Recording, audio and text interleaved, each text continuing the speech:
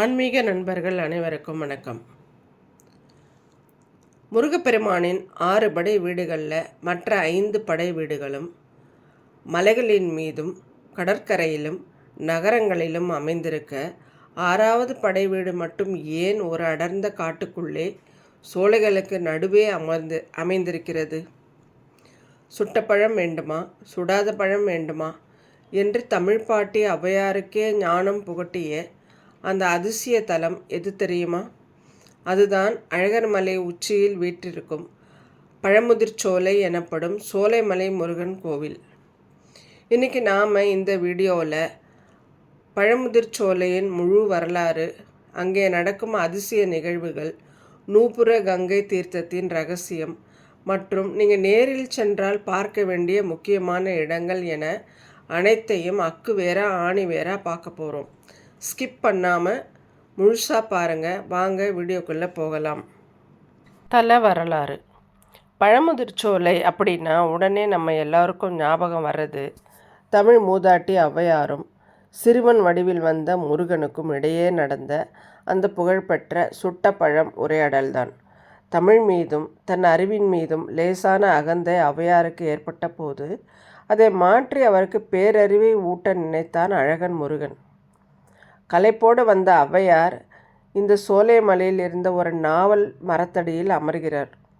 மேலே மாடு மேய்க்கும் சிறுவனாக அமர்ந்திருந்த முருகன் கேட்கிறான், பாட்டி களைப்பாக இருக்கீங்களே, உங்களுக்கு இந்த மரத்தில் இருந்து நாவல் பழம் பறித்து போடவா என்று. ஔவையாரும் சரிப்பா பறித்து போடு என்கிறார். அப்பொழுது அச்சிறுவன் கேட்கிறான், உங்களுக்கு சுட்ட பழம் வேண்டுமா, சுடாத பழம் வேண்டுமா? ஔவையார் வியந்து போகிறார். அது என்ன சுட்டப்பழம், மரத்தில் ஏது சுட்டப்பழம் என்று நினைத்து கொண்டு, சரி எனக்கு சுட்ட பழத்தையே போடு என்கிறார். முருகன் மரத்தை உலுக்குகிறான். பழங்கள் கீழே மண்ணில் விழுகின்றன. மண்ணில் விழுந்த பழத்தில் ஒட்டியிருந்த மணலை நீக்குவதற்காக ஔவையார் அதை தன் வாயால் ஊதுகிறார். அப்பொழுது மரத்தில் இருந்த முருகன் சிரிக்கிறான். பாட்டி, என்ன பழம் சுடுகிறதா? ஏன் ஊதி ஊதி சாப்பிடுகிறீர்கள் என்று கேட்கிறான். அதிர்ந்து போனார் ஔவையார். மணலொட்டிய பழத்தை ஊதும்போது அது சுட்ட பழம் போல புகை வருவது போல் தோன்றும் என்ற அந்த எளிய உண்மையை அந்த சிறுவன் தனக்கு உணர்த்தியதை எண்ணி வியக்கிறார். இவன் சாதாரண சிறுவன் அல்ல என்பதை உணர்ந்து, யாரப்பா நீ என்று கேட்க முருகன் தன் உண்மையான விஸ்வரூபத்தை ஞான குழந்தையாக காட்டுகிறான். நண்பர்களே, இந்த சுட்டப்பழம் கதையின் பின்னணியில் ஒரு மிகப்பெரிய ஆன்மீக தத்துவம் ஒளிந்திருக்கிறது. அதை நாம் புரிந்து கொள்ள வேண்டும். இங்கு பழம் என்பது மனித வாழ்க்கை மற்றும் நமது ஆன்மாவை குறிக்கிறது. மண்ணில் விழுந்த பழத்தில் ஒட்டிய மண் என்பது மனிதர்களை பிடித்துள்ள ஆணவம், கண்மம், மாயை என்ற மும்மலங்கள்.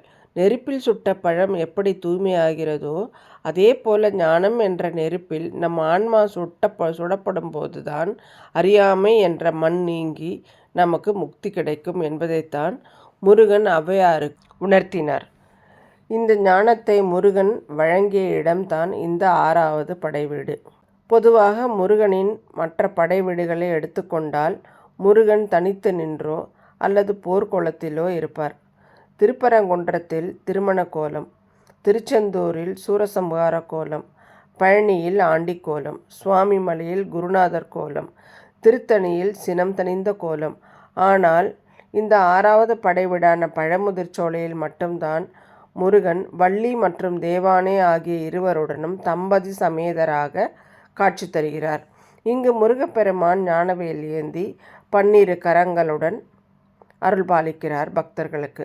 இன்னொரு சுவாரஸ்யமான விஷயம் என்னன்னா, பழங்காலத்தில் இங்கு தனியாக கோவில் கிடையாது.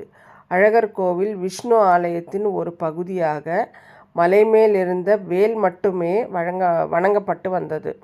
பிற்காலத்தில் இங்கு மிக அழகான கோவில் எழுப்பப்பட்டது. அதனால்தான் இன்றும் இதுவரை சோலைமலை முருகன் என்றும் மலைக்கினியான் என்றும் அழைக்கிறார்கள்.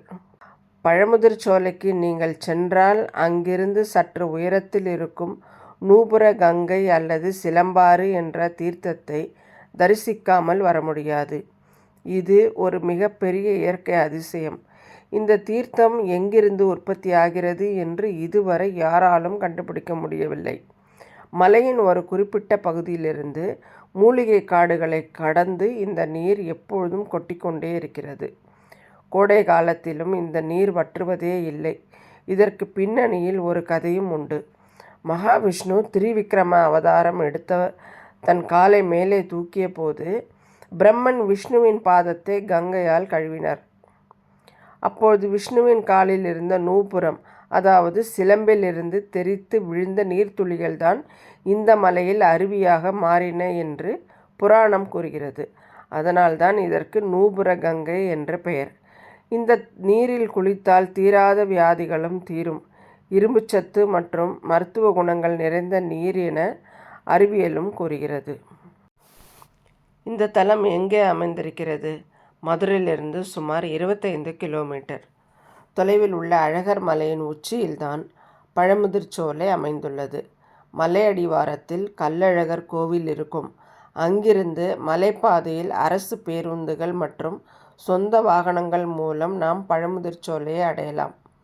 சுற்றிலும் அமைதியான காடு, ஓடித்திரியும் குரங்குகள், மூலிகை காற்றின் வாசம் என மன அமைதிக்கு மிக உகந்த இடம் இது. இங்கிருக்கும் வரலாற்று சிறப்புமிக்க இந்த நாவல் மரம் இன்றும் பாதுகாக்கப்படுகிறது. பொதுவாக நாவல் மரங்கள் ஆடி ஆவணி மாதங்களில்தான் பழம் தரும். ஆனால் முருகனின் லீலையால் இந்த மரத்தில் ஐப்பசி மாதத்தில் நாவல் பழங்கள் பழுப்பது இன்றளவும் நடக்கும் ஒரு பெரிய அதிசயம். பார்த்தீர்களா நண்பர்களே? 6 படை வீடுகளில் 6வது படை வீடு வெறும் வழிபாட்டு தலம் அல்ல. அது மனிதனின் அறியாமையை நீக்கி அறிவையும் ஆன்மீக ஞானத்தையும் புகட்டும் ஒரு உன்னதமான தடம். சுட்டப்பழம் வேண்டுமா என்ற முருகனின் கேள்வி இன்றும் நம்முள் இருக்கும் அகந்தையை நோக்கி எழுப்பப்படும் கேள்விதான். உங்களுக்கு இந்த வீடியோ பிடித்திருந்தால் கண்டிப்பாக லைக் பண்ணுங்கள். உங்கள் ஃபேமிலிக்கும் ஃப்ரெண்ட்ஸுக்கும் ஷேர் பண்ணுங்கள். நீங்கள் பழமுதிர்ச்சோலை போயிருக்கீங்களா? அங்கே இருக்கிற நூபுர கங்கையில் குளித்த அனுபவம் உங்களுக்கு எப்படி இருந்ததுன்னு கீழே கமெண்ட்டில் சொல்லுங்கள்.